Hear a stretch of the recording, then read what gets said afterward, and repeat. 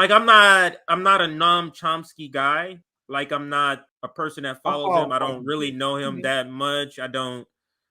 You know what I mean? I'm just basically saying I'm able to look at this story unbiasedly. I've never had a particular way or not on Noam. Can I say this, CJ? Can I say this? Yeah, CJ? go ahead. No one can deny the impact of manufactured consent, right? Oh yeah, brilliant work. Upholds the test of time. But if you haven't outgrown Chomsky, man, you need to outgrow Chomsky. Like Chomsky, and you cannot deny the impact that he had during an extremely right-wing time, during the Reagan era, during the Nixon era, debating the Vietnam War. Like these are very important things. But we need to evolve from those things that those ideas he implemented.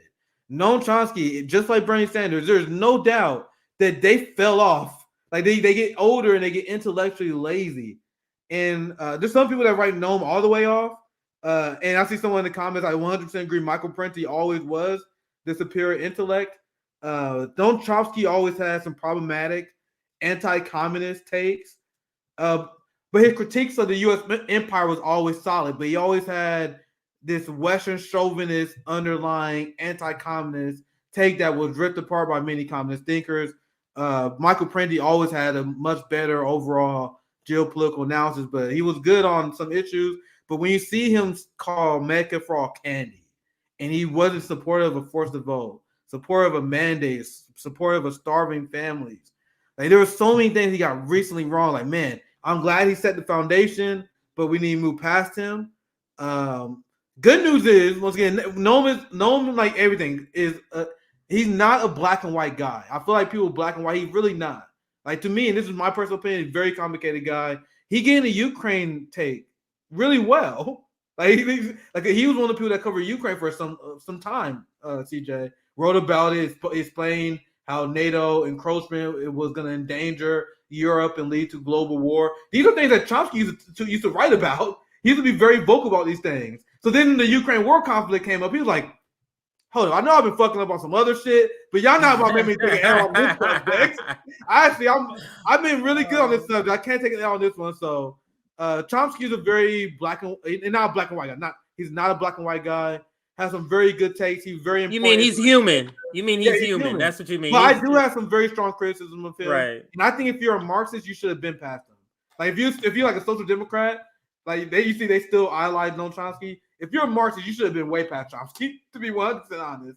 So that's my take. I just want to do that as a prelude, and I'll pass to you. I'll let you to finish out. Yeah. So let's get through some of this.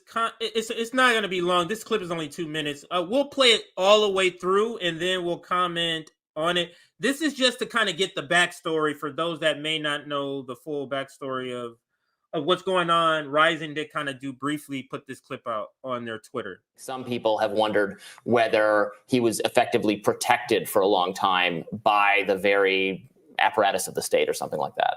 Right. I mean, my take is that rich white guys are going to hang out. Elite white guys are going to hang out, and they might do weird stuff. And we know Jeffrey Epstein was likely someone who's doing weird stuff. A lot of people, I think, are surprised about Noam Chomsky because they're like, this is our guy. How could he ever do anything immoral? But Noam Chomsky is known for his critique of political systems, his critique of... Say that again? I don't watch the show, so let me know. Is she filling in for Brianna, or is like... She is filling in for, is it Batcha? Is that how you say her name? Batcha? Okay, whatever. We can keep yeah, she's from TYT, if you don't know. Okay. She fills in for Nina Turner on Unbossed. She fills in some people, for I see some people in the chat say she's from TYT. Yeah, she's from TYT. All right, I never heard of her, so let's. I'm pretty sure she's a comedian because I've seen her in also sketches, like comedy sketches. So she must be an actress or comedian. I mean, that's So, but yeah, let's listen because she brings up Noam Chomsky. She's a professional managerial class. She's they heavily love Chomsky, and this is hard for them. This is hard. So it's a bit of a cope. But like you said, Nick, like some people are good and bad, but this is a cope for her. They're coping with this Noam Chomsky news because of Epstein. So let's listen. liberal, but Noam Chomsky is known for his critique of political systems, his critique of economic systems.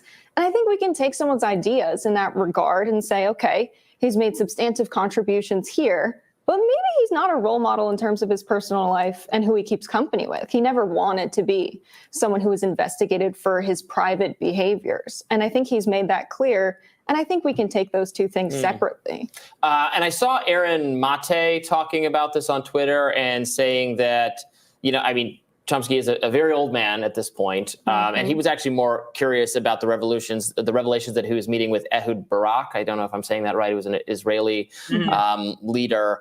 But anyway, I wonder how the Wall Street Journal got this information. Additionally, this is really great reporting. I think this is honestly like more detail than we've gotten kind of in the past. People have been really hungering for more Epstein information.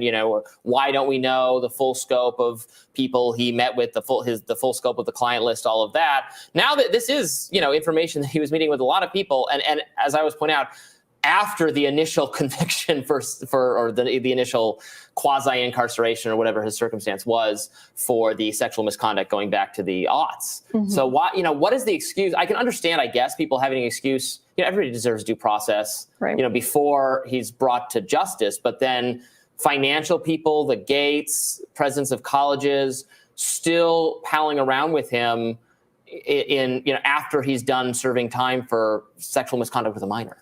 Yeah, I think that's shocking. I think it's shocking that someone like Noam Chomsky would know his history and still show up. I think it's shocking that someone like William Burns, who's someone who's been kind of a darling of the elite. I wouldn't say, I think it's less shocking that William Burns is on this. And now let me bring up the article. I think it's less, actually it's the same place. I think it's less shocking. It's in my bookmarks. So a couple of tweets that allows us to kind of get through this story a little bit quicker. Let's look at a couple of tweets. So I do want to start with Max Blumenthal's tweet here. And what this is all about is Jeffrey Epstein's calendar. And let me read this tweet from Max Blumenthal. This is one of two tweets I'm going to read from him.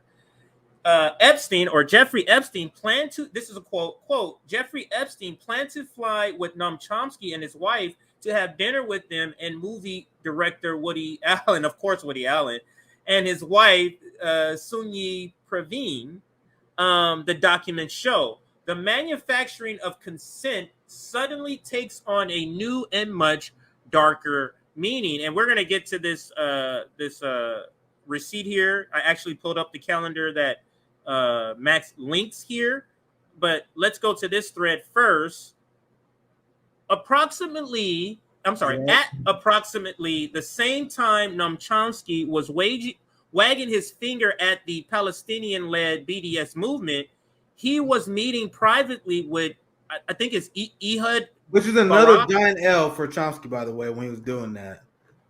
But there's so many people that say stupid shit like, and they get upset when you criticize Chomsky, just like the people who are the cult of Bernie Sanders. How dare you criticize Chomsky? How dare you criticize Bernie? These are massive, giant gaps that these people had to be held accountable on.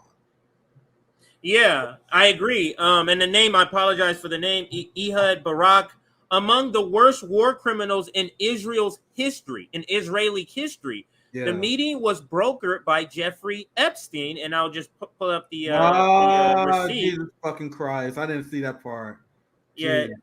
Israel boycott campaign risk backfiring, says Noam Chomsky. And this looks like a Guardian. I think that's also I think that name is from the Guardian, but I may be wrong. Mr. Barak also met with Epstein in 2015 with Mr. Chomsky, now 94, a linguistic professor and political activist who has been critical of capitalism in U.S. foreign policy. Mr. Chomsky said Epstein arranged a meeting with Mr. Barak for them to discuss, quote, Israel's policy with regard to Palestinian issues and the international arena, end quote. Mr. Barak said he often met with Epstein on trips to New York and was introduced to such people as Mr. Rama and Mr. Chomsky to discuss geopolitical and other topics. Quote, he often brought other interesting persons from art or culture, law and science, finance, diplomacy, or philanthropy, Mr. Barack said. And I hope I'm pronouncing that name right. But this is like you said, this is another giant L. I'm gonna show. If you don't mind, I'll pass it right back to you. No, go ahead. No, go ahead. Go I'm ahead. gonna show Mark Kimberly's tweet because I saw hers earlier. I got it right. Unless you have it up. Oh, cool. Okay, Yeah, go I just put it up. Go ahead. Page there because she's on the same. She's on the same page as Max as well. I think it shines pretty well here. Margaret says Jeffrey Epstein was a Mossad asset, but everyone knew that. What I didn't know until I perused Twitter today was that he met Noam Chomsky and introduced him to former Israeli Prime Minister Arab Barak. Also, Chomsky opposed BDS. Did that happen before or after? Right. Mark Kimberly, man, she got boy, can't nothing get past her. Now, there's another one, the subtweet underneath. I knew Chomsky was a leftist gatekeeper for telling us to vote for Democrats every 4 years. But I'm also going to find, I didn't even mention that during my criticism. That's a giant. He also was telling people to vote for Joe Biden, Hillary Clinton. But we knew, don't listen to Noam Chomsky every 4 years during elections. She also says, but I'm also finding out that he supported the humanitarian interventions in Libya, Syria, Yugoslavia, giant L for Noam Chomsky. And this is why people like Michael Prentice is much better. Gerald Horn, much better. Like if you want an intellectual, there's so many different options. Glenn Ford, way better, right? Here's the pass back to you. I just want to share Margaret's on it. Yeah. So let me go past this one, and that was that one. Now she also Caitlin Johnstone also rang in.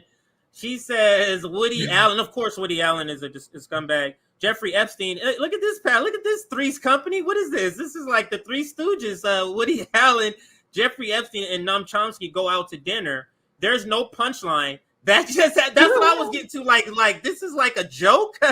She said there's no punchline, which is funny. Caitlin, remember the criticism that we had of the professional managerial class quite some time ago. The criticism I haven't known Chomsky, a lot of people thought was harsh. These people became rich critically analyzing the system. But how attached are they really? Like Chomsky, and what makes this really bad is you know these evil motherfuckers you're hanging around what they did. Why are you so okay? Why are you so okay telling people vote for someone you know how evil they are? And I give a lot of grace and lenience to people who fall for propaganda, who are not well informed, too busy to read up on shit. But you know what Joe Biden did, but you tell people to vote for him. You know what these disgusting oligarchs and war criminals in Israel have done to Palestinians, but you are okay with them? That's a giant character flaw as far as I'm concerned. I know that sounds harsh, but it is. It should be unacceptable. But CJ, I'll pass it back to you. Yeah, let me read a little more, and we'll close in about 5 minutes or less here. Epstein's private calendar reveals prominent names, including CIA chief, Goldman's top lawyer. Schedules and emails detail meetings in the years after he was a convicted sex offender. Visitors cite his wealth and connections. Nick, the question is that they knew this after, him being convicted. There's a lot more to Epstein, and this is what everybody's always talking about him. This is the reason why all these important people are involved with this person that they're all trying to keep a secret. And I'm scrolling all the way down because they talk about Western quote unquote journalists not curious about this. Not curious about this at all. How many big journalists heard that bullshit story they trying to sell us about Jeffrey Epstein hanging himself in a prison that's literally physically incapable? He literally was given nothing but paper, no equipment to hang himself, in a prison where the ceiling is low, where you can't physically kill yourself by hanging. Then the security camera went down, and the security guard for some reason went on break, and he killed himself. And people believe that shit. No journalist is interested in asking questions about this ridiculous story they tell us about Jeffrey Epstein Anyway, like sorry, Nord Stream Pipeline. The same reason Nord Stream Pipeline. These journals are running from these stories. Yes. It's so weird. Research Like, we don't want to see this shit. All right, so here's another snippet from the actual Wall Street Journal. Max Blumenthal somehow put this on where you can watch this. The articles, he knows it's ad blocked, so he made it to where a link where everybody can go check this out. But anyway, it says Epstein arranged several meetings in 2015 and 16 with Mr. Chomsky while he was a professor at the Massachusetts Institute of Technology. When asked about his relationship with Epstein, Mr. Chomsky replied in an email, quote, "First response is that it's none of your business or anyone's. Second is that I knew him and we met occasionally." In March 2015, Epstein scheduled a gathering with Mr. Chomsky and Harvard University professor Martin Nowak and other academics, according to the documents. Mr. Chomsky said they had several meetings at Mr. Nowak's Research Institute to discuss neuroscience and other topics. 2 months later, Epstein planned to fly with Mr. Chomsky and his wife to have dinner with them and movie director Woody Allen and his wife. The documents show, quote, "If there was a flight, which I doubt, it would have been from Boston to New York, 30 minutes, Mr. Chomsky said. Quote, "I'm unaware of the principle that requires that I inform you about an evening spent with a great artist," end quote. Epstein donated at least $850,000 to MIT between 2002 and 2017, and more than $9.1 million to Harvard from 1998 to 2008.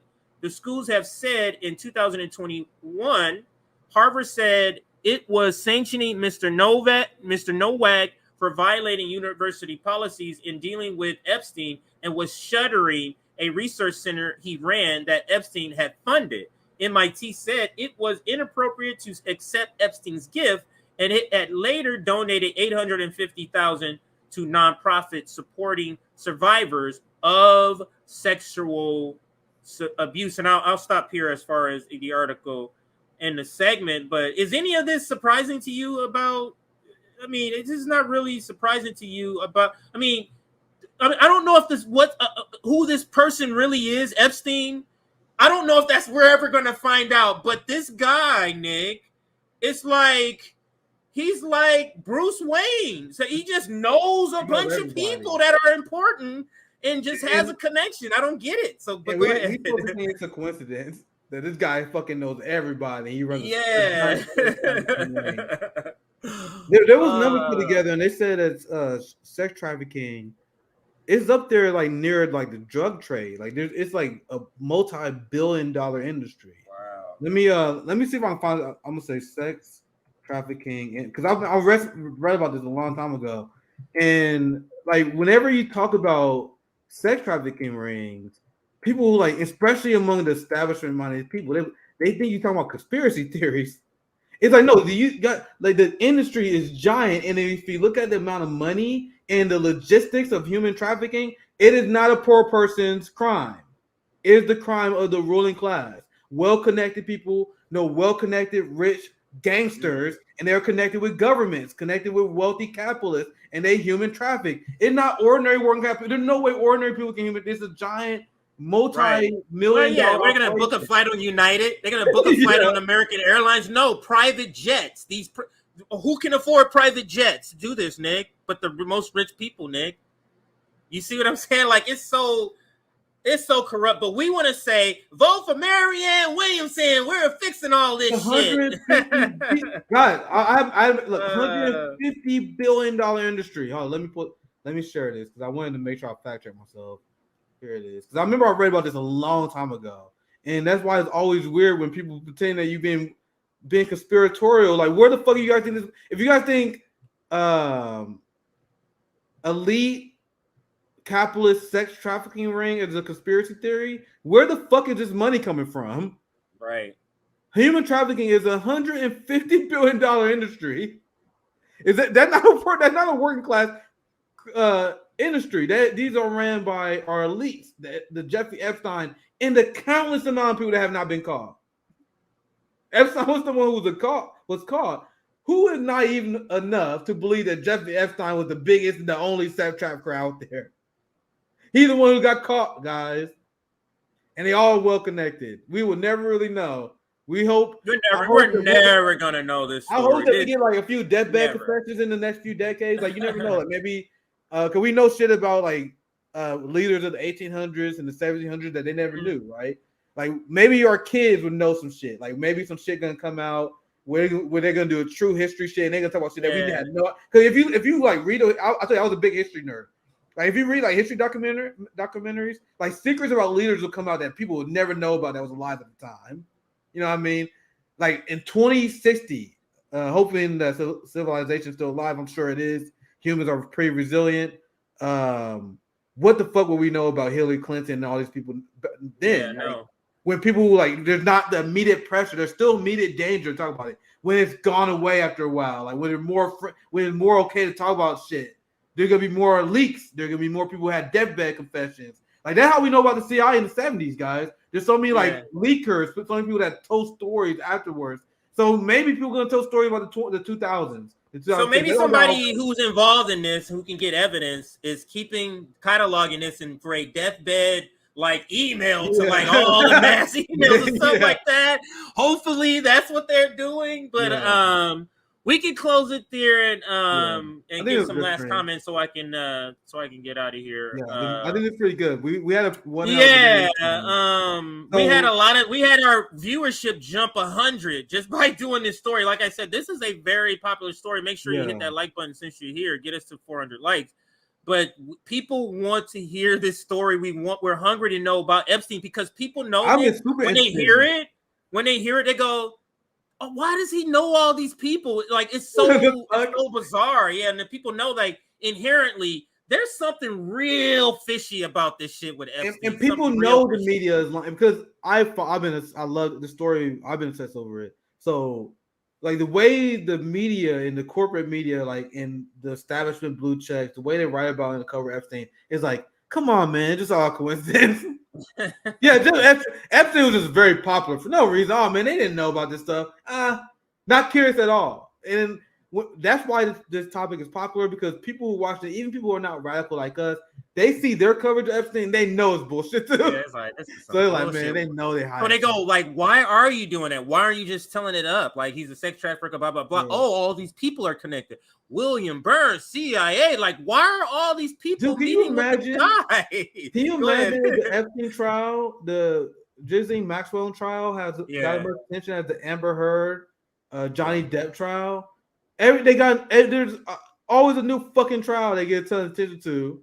This giant fucking trial happened and not a goddamn peep. The only people that were covering was like giant independent media people like Russell Brand and others. Like you find it there, you find it on like right wing radio and other stuff like that. But like the established quote unquote journalists for New York Times, Washington Post, CNN contributors, none of them was interested. I think that says a lot.